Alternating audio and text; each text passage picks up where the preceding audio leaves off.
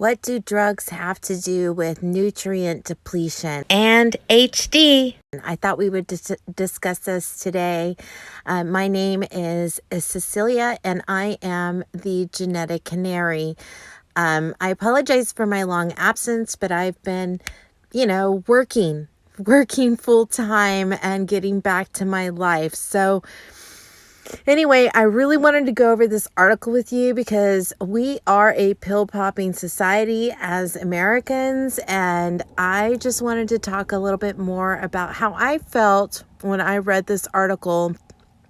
This article's really informative.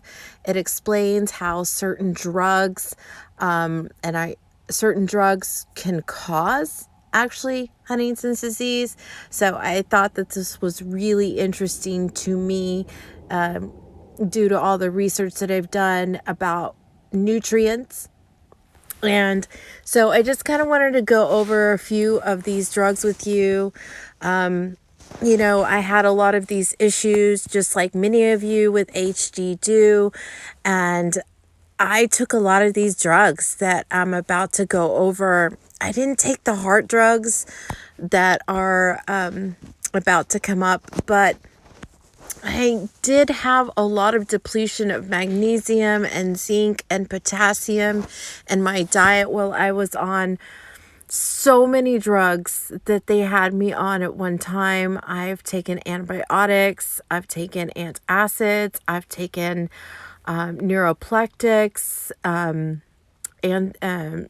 the psychiatric medications that we're going to discuss. And I can't help but see a correlation there, and I wanted to share this with you so that perhaps to help you from going down this road if you're new to being diagnosed to HD and you found my channel because you thought, okay, well, this woman seems to know what she's talking about. Not everybody agrees that I know what I'm talking about, and that's fine. Everybody has to make their own path. But these are things that I've learned along the way from being in a wheelchair, to seizing and to having all these issues. Why was I so depleted of B vitamins in particular? And I think that this article really explains it well. And so I kind of just wanted to go over some of these things with you. So all kinds of drugs can cause nutrient depletion, whether that's weight loss drugs, heart drugs, antibiotics, neuroplectics, or antipsychotics, even, typical antidepressant will actually deplete B vitamins. And here it's talking about how any drug that drains the body's level of water-soluble nutrients, including B vitamins and minerals such as magnesium and potassium. And you really need magnesium and potassium to help with with anemic issues that HD people do have genetically. We have this genetic predisposition to not be able to take certain drugs, and the FDA actually has a huge list of drugs that certain genetics should not take. And we're going to get to it toward the end of how this is also associated with Parkinson's and Alzheimer's and any other disease that is B vitamin deficient. Really needs to pay attention to this. That would be lupus. Let's see what else. ADHD, a seizure, epilepsy patients. There's so many different diseases that are B vitamin deficient, including Crohn's and diverticulitis, and anybody who has mitochondrial problems as well. It includes Epstein-Barr. Anybody like that could really benefit from this knowledge of understanding that the drugs that the doctors give us might act as a band-aid for the moment, but if you're taking these drugs long-term because you have a long-term illness, then you need to be aware of the depletion that happens there of your nutrients. the more that we don't have certain nutrients, including vitamin D. I mean, vitamin D can affect MS. Multiple sclerosis also has a B vitamin deficiency. A lot of neurological diseases have B vitamin deficiencies and also vitamin D deficiencies, which can actually be aided if you have a vitamin D deficiency, can be aided by the use of or the eating of fat in your diet. Making sure you get enough sunlight is important too, of course, in order to be able to process the fat in your body. And so all of these things kind of work in conjunction, but doctors don't really explain that nutrients work off of each other. If you're depleted in a certain way, for example, a lot of these drugs deplete B12. Well, B12, a depletion of B12 actually can result in anemia for certain genetics like ours. And, it's something that I really discussed wholeheartedly in my last full feature big video and on how this diet cures Huntington's disease. If you're interested, you may want to go check that out, because if you haven't seen it already, because B vitamin depletion is really huge because it works as a macronutrient. So if you don't have one vitamin B in your diet, then you're missing basically all of them because they all work together in conjunction. And if you're depleted in one, then you're depleted in another one. So that comes to make more sense as you move through some of this information that I'm giving you. I'm going to come to a next article here that explains a little bit more about HD and how that has to do with HD.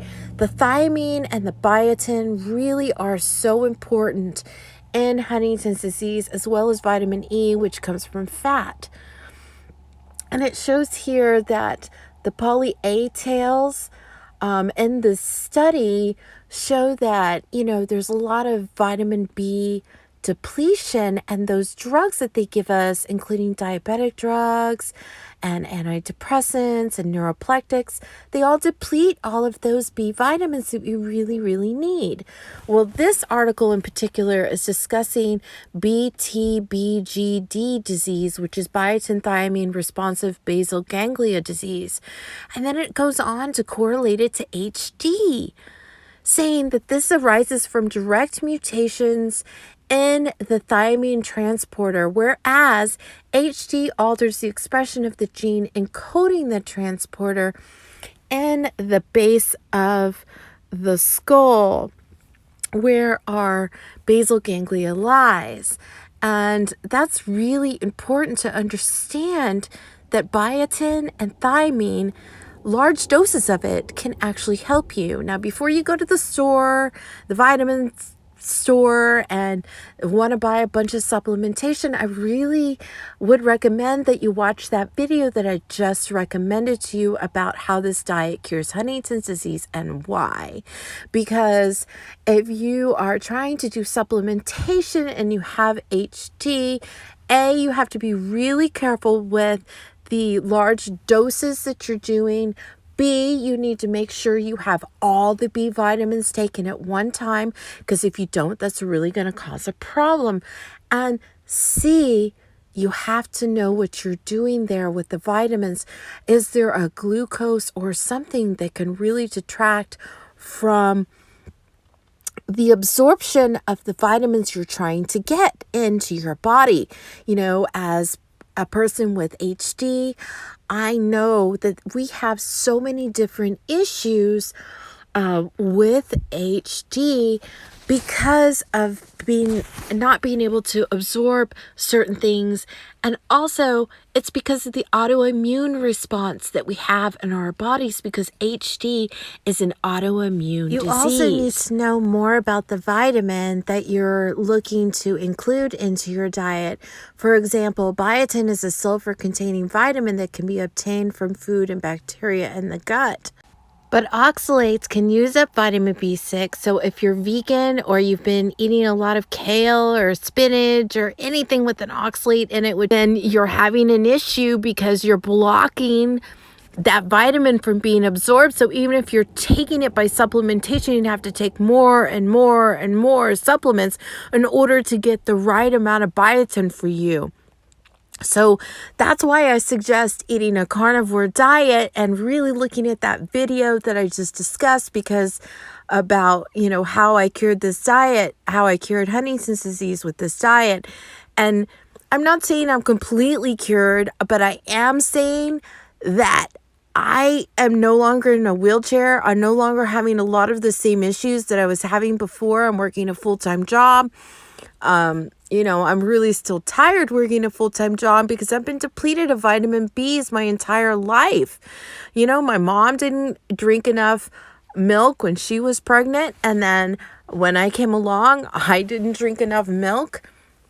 It's a refeeding process that really has to happen. And so that's why I'm a big component for dairy and milk and Huntington's disease and putting that first, because biotin is necessary in order to produce the correct amount of thiamine that you need for your body. But I'm not sure that many doctors understand this entire thing. And so that's why I'm always preaching to people, follow your gut.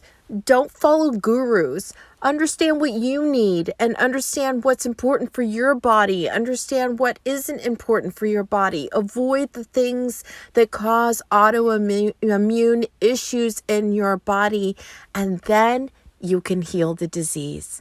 So thank you so much for listening. I hope this made sense to you. If you have any questions, please put them in the comment section. I'm always happy to answer any questions whatsoever. If you have a topic that you'd like to be discussed, let me know about that too. And if you have anything else you want to comment on, or an issue that you're dealing with in your life, please feel free to do that. I thank you so much for listening, and I hope you have a really, really great meal today. All right. Thanks so much. See you next time. Bye-bye.